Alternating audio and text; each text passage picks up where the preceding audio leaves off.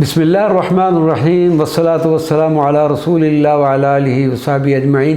معزز ناظرین و سامعین اکرام، السلام علیکم ورحمۃ اللہ وبرکاتہ۔ جس طرح درود و سلام پڑھنے کے بے شمار فضائل و مناقب ہیں، اسی طرح درود و سلام کو تحریر کرنے کے بھی فیوضات و برکات ہیں۔ سرکار دو عالم صلی اللہ علیہ وسلم کی بارگاہ اقدس میں جس طرح زبان سے درود و سلام کا نذرانہ پیش کرنے پر عظیم اجر و ثواب ہے، اسی طرح درود و سلام تحریر کرنے کے بھی بے شمار فیوضات و برکات ہیں۔ حضرت ابو ہریرہ رضی اللہ تعالیٰ عنہ سے روایت ہے کہ رسول اللہ صلی اللہ علیہ وسلم نے فرمایا، من صلی علیہ فی کتاب لم تزد الملائکۃ تستغفر لہ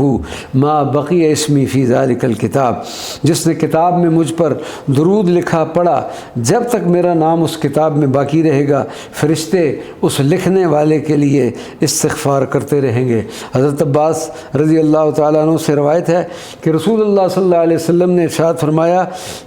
من صلی علیہ فی کتاب لم تزل الصلاۃ جاریۃ لہ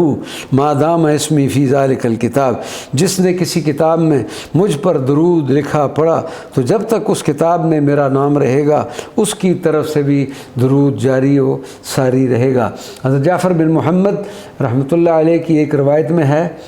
کہ جس کسی نے کتاب میں رسول اللہ صلی اللہ علیہ وسلم پر درود لکھا پڑھا تو جب تک اس کتاب میں رسول اللہ صلی اللہ علیہ وسلم کا اسم مبارک باقی رہے گا فرشتے اس کے لیے رحمت و مغفرت کی دعا کرتے رہیں گے۔